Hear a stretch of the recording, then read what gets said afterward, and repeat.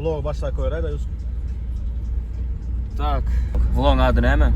Kimin fikri? Ne fikri var? Trip to Krasnovegas. Trip to... Ben şu oğlumdan oldum. Krasnovegas para.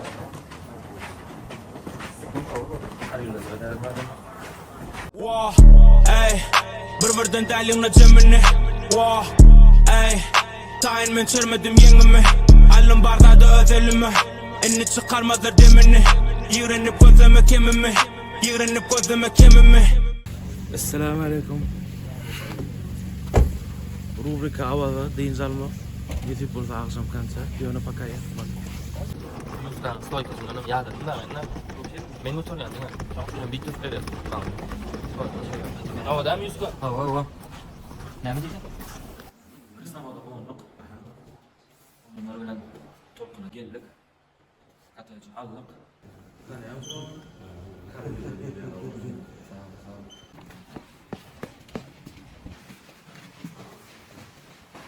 Katayıcı trik. Katayıcı trik. Ahmet, yok geliyor mu? Sıraları yak.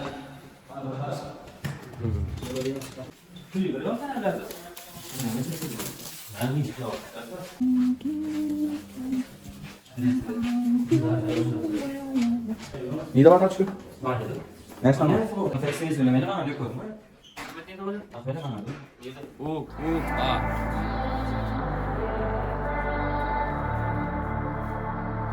Ay öyle ya.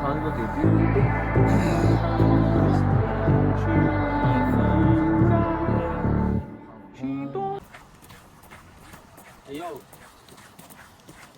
Yüz kaç falan. Dur abi. Bir bağla. Ben anlamadım. Ya kalk. Ya bizim kanal var. Ben bakıp satacağım.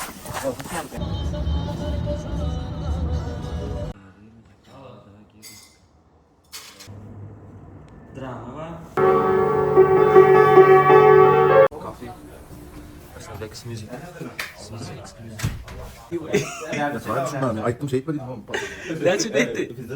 Человек. Человек. Человек. Я вас так не знаю. Человек. Personal channel. Gel da. Gel. Aa öyle şey.